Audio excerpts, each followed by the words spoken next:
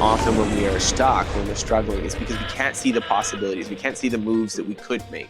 And so if you go out and you look at a dozen people who are doing things and really look at what they're doing, what is it that they're doing, now you have 12 options and you can pick one and you can figure out, you can find your own path. It's definitely charting your own path, but it is also something that you build on the examples of other people.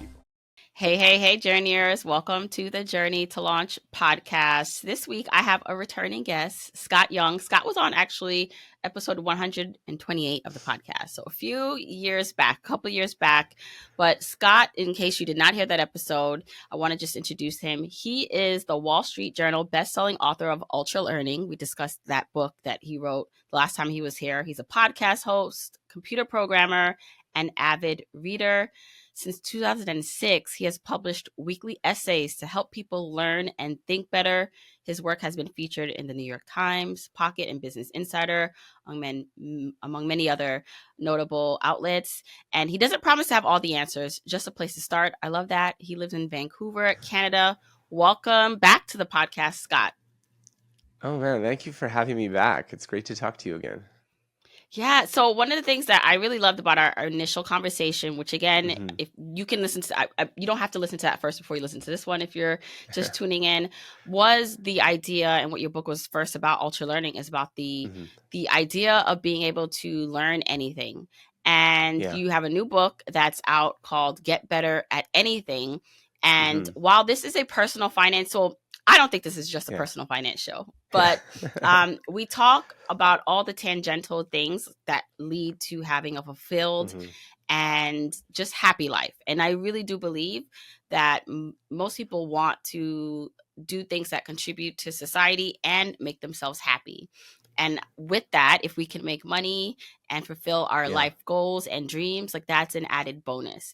So why I think your work is so important and necessary for people to get into is that mastery or improving on anything that we want to do in life can lead to more money, but ultimately also fulfillment. Yeah. And so I would love to just dive in and talk about just more of the background of learning and how we all can become and keep on being lifelong learners. Well, thank you. Yeah, I completely agree. I think there's lots of intersections between knowing how to learn, how learning works, and personal finance, building wealth, those kinds of things, because there's just so many areas of our life. Like, we want to be good at our careers. Obviously, there's a lot of learning involved in there, learning new skills, learning new jobs, moving up, changing roles. There's, investing, personal finance. No one's born knowing this stuff. You have to learn it. And often that involves, going through a lot of material to figure it out. And then, as you said, I think I've done a few podcasts with people from the kind of financial independence movement. And a lot of people are like, well, I've made some money, I've got a little bit, but now I've got some time and I actually want to finally work on some of those hobbies and things that I was interested in. And I want to know the best way to do it. So it's always fun to talk to people who have a unique perspective on that. Yeah. So can you talk a bit about, I know this new book talks a little bit or takes a different approach to learning. I would like to go back a little bit though. And can you just explain where our desire to learn and why we should be lifelong learners and how that can improve our lifestyles and even money? Yeah. I mean, I think that we're at our best when we're learning. I think that's a little bit of a platitude, but I think that it's true. When we're learning new things, when we feel like we're reaching new levels of our potential, we feel motivated, we feel excited. I mean, I part of the reason I'm obsessed with this topic is because it's so innately linked to our own sense of well-being. And also the converse, when we struggle to learn, when you are trying to get something and you're not getting it, those can be some of our lowest experiences. So that's definitely a big part. And then the link to our just personal well-being is that, well, we often don't know how to approach something. We don't know how to get into it. We feel like we don't have confidence. So we want to build that confidence, or we're in the middle of doing it and we get frustrated and we get stuck. And so I think having that roadmap to figuring out how to learn, how to break down a big complicated topic, break it down into a project that you can actually handle. I think that's so important for feeling fulfilled and having more of the good experiences and less of the bad ones. So how does one then decide what they want to learn? So, if you're in a profession, you may think or want to get better at that profession, and maybe you need to take certifications or just get just immersed in whatever topic that is. So I'm thinking of maybe, I don't Hmm. know, a lawyer or even a teacher that wants to get better at their craft and is studying that material. And then I'm thinking about learning from a perspective of something that has nothing to do with your career or what you do on a Hmm. full-time basis, but just an interest that you may have. Yeah. And that could, be academically or even like just in sports, something that is not Hmm. necessarily like you're sitting down and reading a book. But so, how does one then go about approaching what they learn, what they put energy into in their life? Yeah. So, I mean, I think you highlighted there's sort of two reasons that we want to learn anything. One is we have some goal we want to reach, and learning is going to be part of that goal. So, we want to launch a business. We want to, have $1 million in the bank account and understand investing. We want to move into a new career, a new industry. And so, in that case, getting really clear on that goal is very important for defining that learning journey. And one of the things that I talk about in both books, but in particular in the first book, was about how if you have a particular goal, a very important thing to work backwards is to talk to people who've achieved the goal to figure out what are the steps that you have to do to get there. Because sometimes I think we can spend a lot of energy, get really enthusiastic, but if we don't know what it is that we need to learn, I mean, there's just so much out there. You can go to the library and there's just a million books. There's so many things, you can feel very overwhelmed. Whereas if you figure out, okay, to succeed in this role, I need to be good at X, Y, and Z. Okay, now you have a project. Or if I need to be successful at investing, I need to read these 4 books. Let's start there.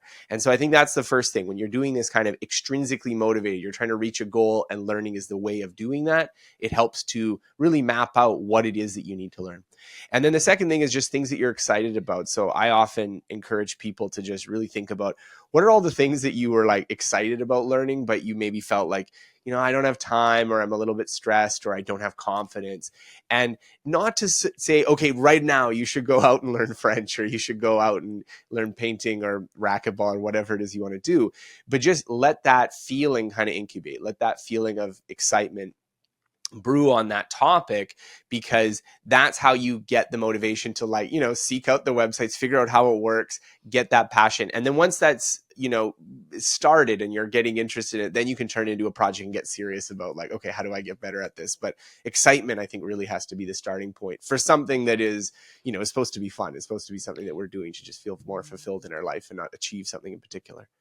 Yeah, and I can't help but think back and to like my own personal like life right now and situation, especially because I Yeah. have kids, and they, Hmm. they're sponges right now, really young, learning everything. And as you talk about like being self-directed in Yeah. terms of wanting to learn, like I see it, right? Like forcing Hmm. them to do certain things, like they're not excited. They don't want to do it. But when they pick up the Yeah. book that they want to read, even though I'm just like, does it have to be another, comic book? But no, I'm like, can you read a book with like less pictures and more words? But Yeah. they pick that book and then they're more excited and they like go through it fast, even with Yeah. sports, right? Like I think now as a sports mom and our kids are becoming more competitive, I see it all the time that there's like what we want for them because we see their potential versus where they are in Hmm. terms of their own maturity or what they want to do, and the difference between like a kid that wants to do it versus a kid that you're forcing or doesn't want to do it. And I think Hmm. that's a key even as adults, like the self-directedness, being excited Yeah. about things. I mean, play is a very important part of learning. So I think that there is a kind of we often have had these experiences in school where we were like grinding through something and it was sort of unpleasant, that we put them in contrast. But I mean, the people who devote lots of time and do all those grinding, they often are doing it from a place of play, that they're just really excited about something. So I think the excitement has to come first, because it's very difficult to succeed on the long term on some kind of project if it's only just through like rewards and punishments. It has to be something that's intrinsically motivating. So I think as a parent, I since we talked, I now have 2 kids. Oh wow, So nice. I there Congrats. may be a little. How old are your kids, Jamila? Okay, so 9, 7, and 6.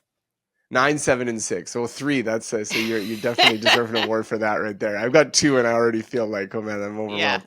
But I have a 4-year-old and a 1-year-old, so a little bit younger. But I definitely feel the same way, that a lot of what you're trying to do is guide them and help them with things. So if what they need is that they don't know how to do something and they're frustrated, you come in there and you help them, or you find a way to make it fun or interesting. And I think guiding that motivation is a lot more successful than trying to be like, okay, you're going to do this now. And then they hate it and they resist it.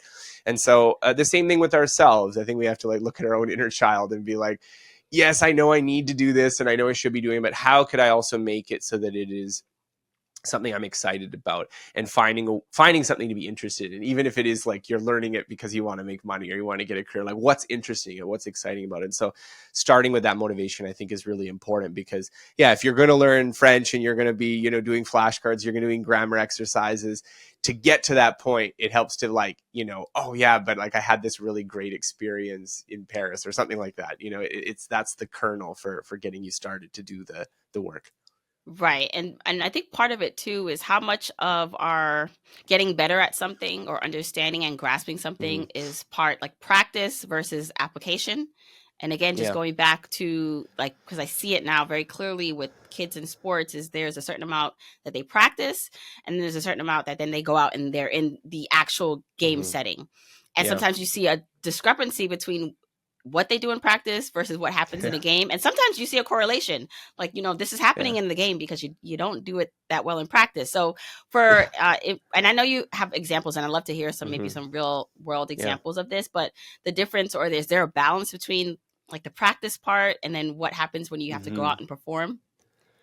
Well, I mean, this is like speaking of athletics. I just actually recently had a podcast conversation with someone who's real big in the sports world, and we were having a big discussion about it. But there is, I think, this kind of tension some ways, that you can do these drills where you like get a person to, okay, you're going to dribble the ball around these pylons and do it this very specific way. And that can be helpful for figuring out what the movement is. Like if you don't understand what the, move shoot for a layup is at all, that can be helpful. But part of the problem is that when you do it in this very constrained setting, when you go out in the game, you forget to apply it, or you don't do it the way that you thought you wanted to do it. And so I even have a chapter in this new book where I talk about, there's a lot of research on variability in practice. And so doing the same thing in different environments, in different ways, mixing up the order that you do it, in some ways making it more playful and making it more like these sort of natural situations, tends to actually make these skills more robust, because a lot of what you have to learn is not just how to do a layup, but when to do a layup and how to do, okay, I got to do a layup and not, shoot it right now, or not do a rebound. And so these things I think are very important elements for learning. So much of what we think about learning is just, well, that's how I learned it, so I'm going to do it the same way. And there's just a wealth of knowledge out there about what works and what doesn't. And so I think having a little bit of that can often be, gratifying, because even if you are using a good strategy, you know why it works, you know when to use it. I think these are very important building blocks to avoid frustration and banging our heads against the wall. Yeah. What is the gap between someone who does understand something and maybe knows it but Hmm. can't perform because of pressure, or Yeah. because of lack of confidence? I do feel like there's a gap Hmm. for some people where, maybe even like at work, like they understand the Yeah. topic, they should be the Hmm. one speaking on it, leading the project, but they just don't have the self confidence, or they cannot handle being in front of a crowd. And that can like go to many areas of life, right? Like, how does Yeah. one get over that? Does one need to overcome that? Like, is it enough to know? Yeah. And No, I yeah. mean exactly what you're saying. Anxiety plays this huge role in a lot of skills. In the beginning part of, like, if you're too anxious to practice something, you don't usually tend to get very good at it. But then also the reverse of, like, you are good at it, but you just can't perform under that stressful situation. So again, I'm mentioning the chapters in the book, but I have a whole chapter where we talk about Mhm. anxiety in the book. And one of the things that I found really fascinating is that, well, there's a couple things. So one thing is you said, like, why do people choke? Like, why do you know something, but then you're in the stressful situation and you can't do it? And one of the reasons is that we have this thing called working memory in our brain. And this is like what we're thinking about at the time. And anxiety tends to have this like constricting spotlight. So we tend to become more focused. And that can be good if the task is simple. So if you have to be like, you're sprinting and you're like at the starting line, and then you just have to hear the gun and then you just have to run. Like, it's very simple and you're just listening for it. Being in a very alert, tense kind of state is actually pretty good, because you're going to have very good reaction time. You're only paying attention to that. If there's, a man walking in a gorilla suit on the other end of the field, you don't even know that that person's there. But if you're doing something complicated that requires creativity and thinking and problem solving, or, being fluent in speaking like we're doing right now, being really anxious can be bad, because now all of a sudden your sort of window of attention is so narrow that you can't reach those ideas that are outside of that. So anxiety can have this real important effect on our performance. And the question is, what do you do about that anxiety? How do you deal with the fact that you don't feel comfortable on stage, or you're worried about speaking another language, or taking a shot in a big game? And one of the things I found very reassuring from the research is that there is a lot of evidence showing that exposure, meaning that being in a bit of a stressful situation, and nothing like catastrophic happening, like meaning like you don't go up and give a presentation and then like every single person in your audience just like boos you off the stage, like just basically what normally happens, okay, you did okay, that kind of thing. It causes you to reassess at this sort of unconscious level, reassess the level of threat, like how much fear should you have in those situations, and it makes you less anxious over time. So one of the things that I advocate for people to do is that if you're dealing with a situation where you have stress, you want to go through what therapists call exposure therapy, which is this sort of gradated, like introducing yourself to this stressful situation with the goal of not like being the best performer on the planet in that situation, but just getting through it, and then you'll be a little less afraid next time, a little less afraid next time. And I mean, I've done a lot of podcasts now, but when I started doing podcasts in my first book, I remember being a bit nervous and like, okay, I've got to talk about things. And then you do enough of them and you're like, oh no, it's fine. And it is really this almost mechanical thing in your brain that goes over time. So I think that's the right way to approach it, is to just get yourself used to it, and you will feel more comfortable, even if it doesn't seem like that's possible right now. Is there another example from your book, like a specific story or person that you can share that, like maybe had difficulties in a certain topic or Yeah. subject of learning that excelled eventually? Yeah, I mean, there's lots of people. There's lots of people who really struggled with things. One of the one of the little like anecdotes was the German poet Johann Wolfgang von Goethe. He was like deathly afraid of heights, and so what he used to do is he used to climb up to the top of this cathedral and sit on the ledge. Which, I mean, there's no railing, so this must have been pretty terrifying. And he would just sit there until he wasn't feeling afraid anymore, and then he would get down and he would do it again. And this inoculated him so that he was able to climb heights and do things like this. I can even think about myself. I mean, we talked about this maybe a little bit in my previous book. I talked about some of the language learning projects that I did. And one of them was that I went with a friend, we went traveling, and when we would land in the country, we would only speak the language we were going to learn. So when we go to Spain, we were only going to speak Spanish. When we went to China, we only were going to speak Mandarin Chinese. And it's a little bit, intimidating to try to speak to people, especially when you have like a fairly low level of ability to speak to people in Spanish or Mandarin or this kind of thing. But what was really surprising about that is that the fear and the competence are different. So you can be anxious about a skill that you're really good at, but you can also be fairly comfortable doing something that you're quite bad at or not that good at. And so it was very interesting to have this like extensive exposure where, after a couple weeks, we felt very comfortable speaking broken Spanish or broken Mandarin Chinese, even though we weren't like at this high level of fluency. It was just because the part of the brain that was saying, oh, you're making mistakes, you're embarrassing yourself, had just like quieted down. And so it wasn't interrupting us. And it was a lot more comfortable to do that. So I think that's a very useful thing to think about, is that sometimes we try to lump them together, that like confidence and anxiety, like they should be the same. That if I'm skilled, if I'm really skilled, I shouldn't feel anxious about it. But they're probably controlled by two very different parts of the brain. And so you have to think about them separately. I agree with that, because people are still amazed when when I say that I still get nervous, or I don't always Mm-hmm. feel confident or comfortable speaking or even doing like Yeah. solo episodes for the podcast, but I do it because I Yeah. just don't pay attention to that voice. It's part of Mm-hmm. me feels like it's just a part of who I am. So I think also like identity, like how do we improve our self identity or self-worth and what we Yeah. feel or think about ourselves, despite maybe what is happening or what we're even feeling or about ourselves or what other people are saying, so that we can perform. Well, I think, one thing that I got from the research, and a lot of this research, I also recommend another book, Stanley Rockman. He was this clinical psychologist, and he wrote this book called Fear and Courage. And he was talking about the experience of people in like really harrowing situations. So we're talking about like soldiers during World War II, people who were on these fighter pilots where they had like only like a 10% survival rate and stuff, like just real terrifying situations.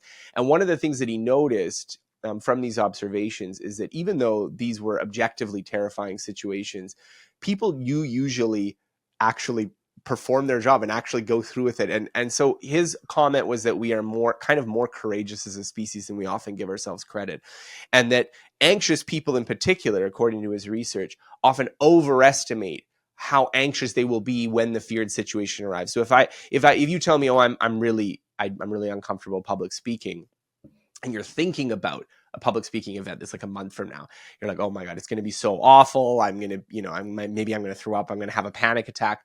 But very rarely is it that bad when you actually get to that situation. And you probably will be able to stand on stage and you probably will be able to do it.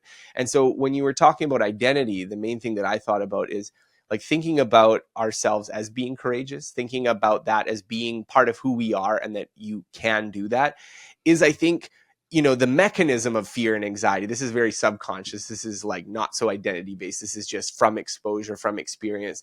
But the sort of higher order belief about ourselves, I mean, that tells you whether or not you're going to get exposure. If you say to yourself, well, no, I'm just a timid person. And like, if I confront something that's really hard, I'm going to just fall apart. Then you don't get that exposure. You don't go out there and do that. So of course you don't overcome your fears. Whereas if you tell yourself, you know what, actually, I am someone who can get through this, even though it's scary, even though it's something that I think for me personally is very scary, that will encourage you to get exposure. It'll actually it's this self-fulfilling prophecy in a way. Yeah. Okay. So for people so part of what I talk about a lot is this Yeah. ability to achieve financial freedom and happiness on your way to financial independence. This idea that Mm-hmm. you can have control over your time and energy because you don't have to work for money because you have enough Mm-hmm. to live off of. But Yeah. until people get to that promised Yeah. land and that big goal, people have to live their lives. And I think Mm-hmm. one of the things that I definitely picked up on my journey and had me shift a bit once I started and even to where I am now is that I didn't want to wait, just like I didn't want to wait for retirement, like standard retirement to Mm-hmm. be happy. I don't want to wait until I'm completely financially independent to be happy. And I know part of that is just like having self-fulfillment and like Mm-hmm. doing things that I enjoy. And so for Yeah. people right now who are working, maybe not in jobs they love, or maybe not doing things where they feel like they're doing to the best of their ability, they have skill sets in other areas, how can they begin to incorporate learning more in their life to be happy? So not learning like to pass a test or like something mundane that they Yeah. don't enjoy, but how do they identify projects or things they want to learn and incorporate that into their current life, to Mm-hmm. help to have that fulfilling life that they want today? Yeah, so my first starting point is what I was talking about a bit earlier is you got to kind of look at those things you were excited about. You kind of pull away the layers of stress and fatigue and overwhelm. I mean, you have 3 kids. I'm sure you feel this way sometimes. At the end of the day, you've had a long day, you've been working hard, you get the kids ready, their dinner, you get them to bed, and then finally you're just like, oh, you know what, all I really have energy for is Netflix, or all I really have energy for is to scroll on Instagram. And I sympathize with that. I'm not here to like chastise anyone who feels that way. But I think what we need to do is sort of step back a little bit and think, okay, what were the things that I would be excited about if I had more energy, if I had more time? Like, what would be the things that, I always really wanted to do this. Maybe you did art classes when you were in high school and you always wanted to do painting, but you don't have time for it. Or, you always wanted to like shift into a new career. Maybe you wanted to, do programming or, do one of these things where you have some exciting job and you don't want to do what you're doing right now. Or it could be even just reading books, like just things that you are interested in. And so start from that enthusiasm, start from the thing that like, wouldn't it be cool if kind of starting point. And then from there, I think you need to make small tweaks to your schedule so you can start to incorporate it. And I think, especially if you feel overwhelmed, especially if you don't feel like you're in that place you said in your life where everything's all together, everything's lined up, you just have tons of ample time and energy to do everything. Making those small shifts is important. And so how can you spend a little bit more time?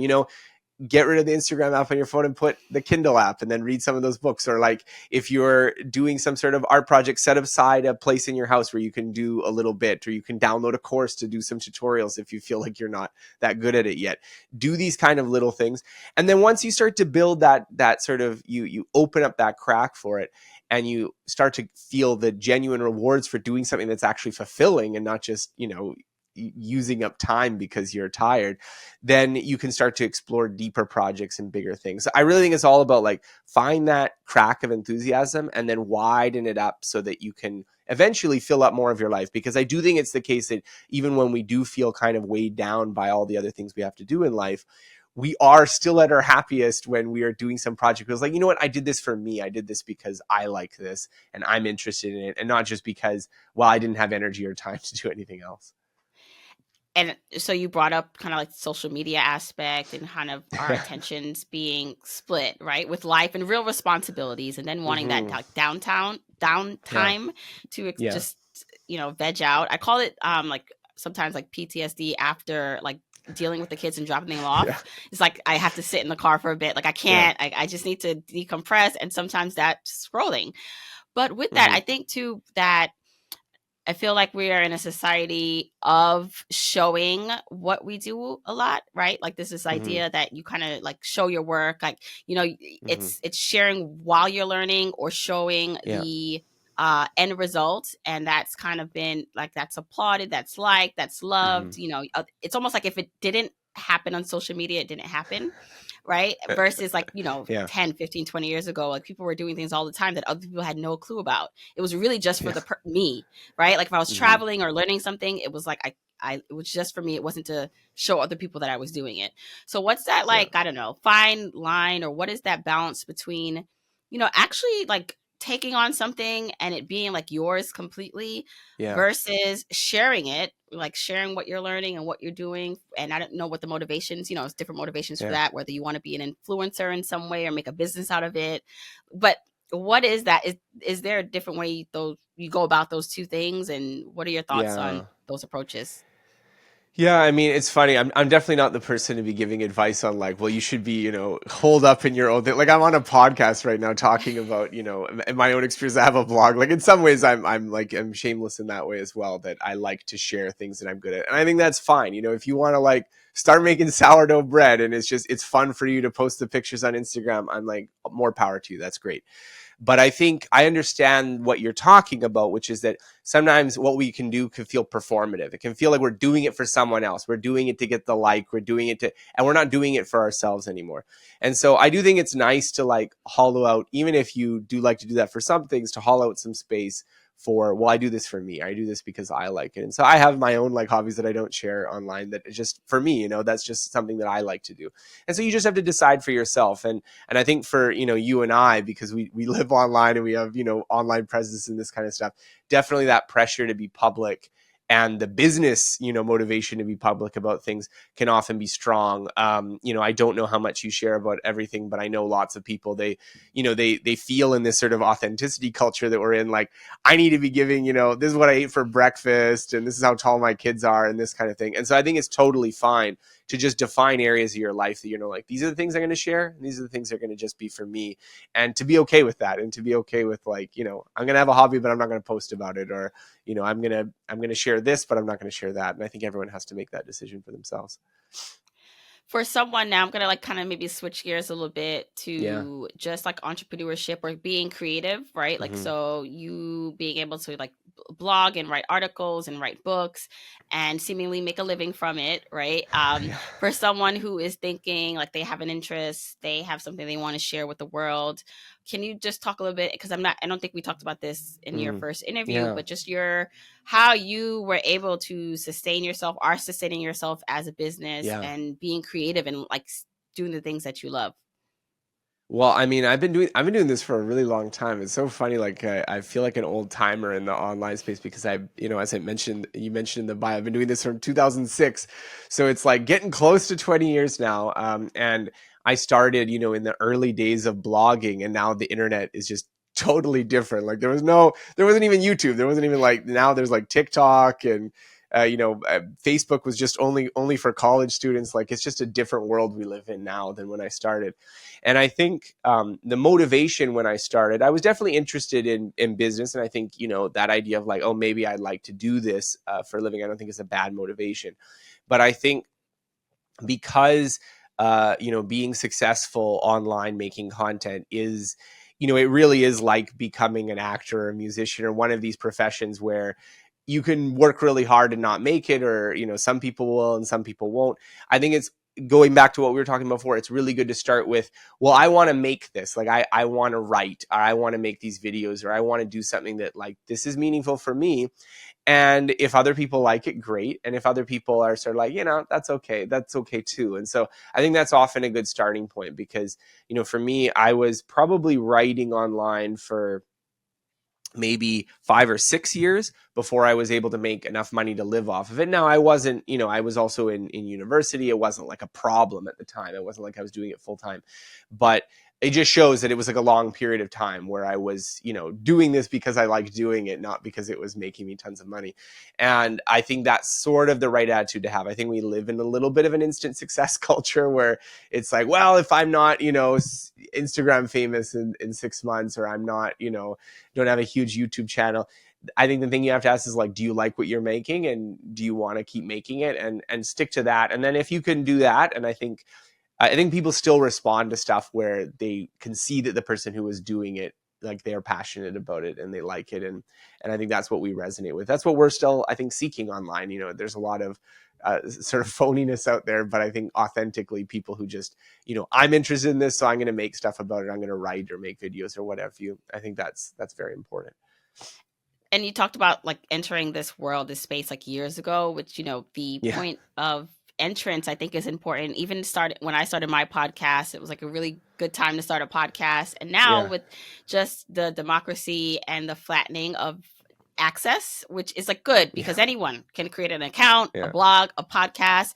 But I think with that, it's, there's just more noise. And so if someone is starting today, if you were starting today, what would you do differently? Or is there a different strategy you would use? Would you not even start with strategy because you're going off of passion Yeah. to get your work into the world? For someone who's like, okay, I'm interested in this thing. I think I want to share it with the world, but how do I even start? Like Jamila and Scott have been doing this for years. So Yeah. is there a point for me because I feel so like far Well, behind? I think one of the things, and this is sort of a central message in my new book that I think is really important when you're embarking in like difficult pursuits, is that you want to be able to learn from other people. And so I think if you are going into it with a certain level of seriousness, like as I said, you should be doing something you like to do, because you might be doing it for a while without getting financial rewards. So if that's the field that you want to go into, I mean, if you just wanted to make a lot of money, probably getting like a relatively boring job and then just, saving all the money, that's maybe a more efficient approach than trying to be an online entrepreneur for most people. But if you really want to do it, then I think that's good. But I think that the learning from other people is really important. And I think especially online, because it changes so frequently, like if I've had a lot of friends, and I've benefited from having friends that have, and I've seen different eras where like there was the era where this thing was the way that you were able to build something. And like you mentioned, like starting a podcast was really big, and now maybe the field is more saturated. It's a lot harder to stand out. And, there's been waves of different things. And so I think what you want to find is a sort of a community of people who are also starting out or have started out recently, that you can, talk with, you can share ideas, you can hear about things. I think that's very important, because one of the things that's really difficult is if you are doing something and it's just for whatever reason not going to work, and you don't realize that, and you just get stuck, and then you don't really know where to go from there. You don't know how to improve. So I think the more you can find groups of people who are also doing what you want to be doing, and be friends with them, and join the WhatsApp groups or join the meetups or do that kind of thing, it's very important for making progress. And I think that's like one of the advices that like stands the test of time, because I would say the Mm-hmm. same thing, is finding a community or people who have done the thing that I wanted to do, and kind of reverse engineering Yeah. where they are versus like what they did that work versus what works for my personality was Mm-hmm. key to me being able to do some of the things that I've done. So I definitely would echo that as advice for anyone, is that, finding other people where Mm-hmm. that goal is the norm, or where they have broken through a ceiling that you cannot yet break through, is really it's understated how important that is. And that Yeah. goes not just for entrepreneurship, but just like in your career, if you were for traditional 9 to Everything. 5. No, I mean, anytime you're pursuing a goal that like people don't just achieve by default, which is most goals, but I mean, anything that you're trying to work on where there is a large amount of people who tried it and didn't have it work out. I think it's very important to learn from success. It's very important to learn from people who are doing things, and not just the platitudes and not just the work hard and keep at it. I mean, we're talking about a lot of them now. We're talking about passion. We're talking about things that those aren't bad. But what you need is the specific advice. What you need is the like, oh, this is how you make your thumbnails on YouTube, or this is how the algorithm works. So you want to make sure you're doing this. Like, these are very specific details, and I don't want to say that they should be driving every single decision that you're making. I still think it's important to make things that you genuinely like, but I think often we're in a world where the people who really get obsessed with this stuff and they really understand how it works and they know a dozen people and they know what they're doing and this kind of thing. I mean, there's often a world of knowledge there that is just otherwise invisible if you don't actually actively seek it out and make friends with people and do that kind of thing. Yeah. Is there any just more anecdotes or just things from Hmm. the recent book you can share before we go Yeah. that could be helpful for someone who wants to learn more or be excited about something? Yeah. Yeah, so the book Get Better at Anything, I divided into these 12 maxims. So the framework of the book is see, do, feedback. So this is the basic idea of how you get better at anything. So seeing is learning from other people, what we were just talking about there's a lot of research showing how we are a cultural species. What we are really good at is learning from the examples of other people. So if someone solves a problem, we can figure it out much, much more quickly. And that's a very powerful vector for getting better. Do is doing the right kind of practice. We were kind of leaning on that a little bit before about like what kind of drills should you be doing in sports and this kind of thing. But practice is obviously very important for learning. And I think having a good mental model of like, what is it that you're doing when you do a lot of practice? How is it making you better? And maybe also how it's not making you better, so that sometimes just doing a lot of repetitive practice is not the right way to get better, I think is very important. And then, of course, feedback, and feedback, not just like the teacher telling you what you did right or wrong, but what we were talking about, like if you're an entrepreneur, for instance, feedback is critical because you're doing a new business that has to be different from other businesses. So you need to get feedback from customers, from the environment of like, well, this sells, this doesn't sell, people like this, they don't like this. Super important.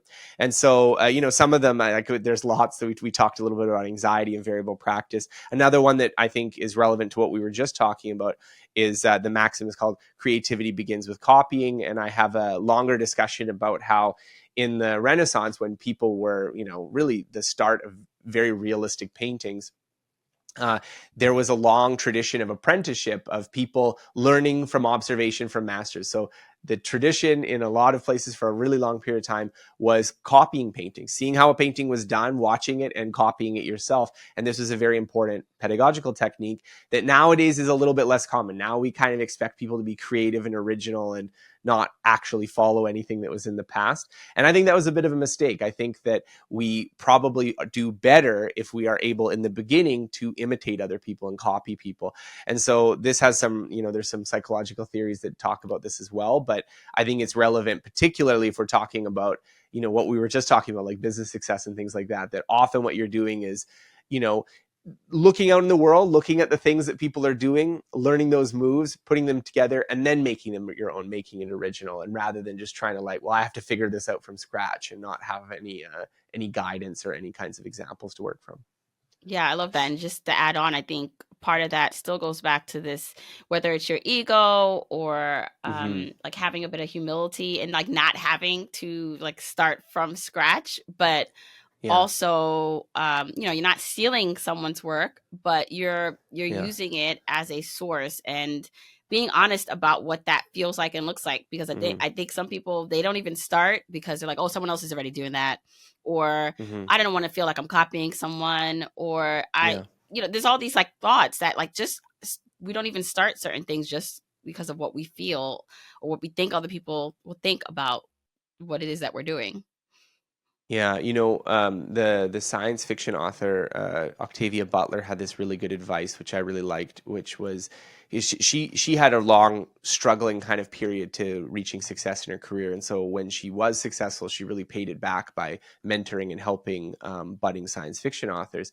And one of the things she said is that if you're struggling with something in your work, you're struggling with openings in your stories, for instance, go and copy word for word about a dozen openings for stories. And the point is not to copy. The point is not to like copy and paste what they wrote, but to see the possibilities that are out there. And I think that's the right attitude to have, that often when we are stuck, when we're struggling, it's because we can't see the possibilities. We can't see the moves that we could make. And so if you go out and you look at a dozen people who are doing things and really look at what they're doing, what is it that they're doing? Now you have 12 options and you can pick one and you can figure out, you can find your own path. It's definitely charting your own path, but it is also something that you build on the examples of other people. Yes, love that. Scott, please tell everyone where they can find more about you, your work, and the new book. Thank you. Yeah. So you can check out my website, which, as I mentioned, has been around for almost 20 years. There's a lot of articles there at scotthyoung.com. That's SCOTTHYOUNG.com. And then also you can check out the books. So the Get Better at Anything is the new one. It's available Amazon, Audible. It just came out probably a couple weeks ago, depending on when this episode airs. And then they can also check out Ultra Learning, which was the basis of the previous conversation we had, if you're interested more in learning and learning better. Thanks so much, Scott. Thank you.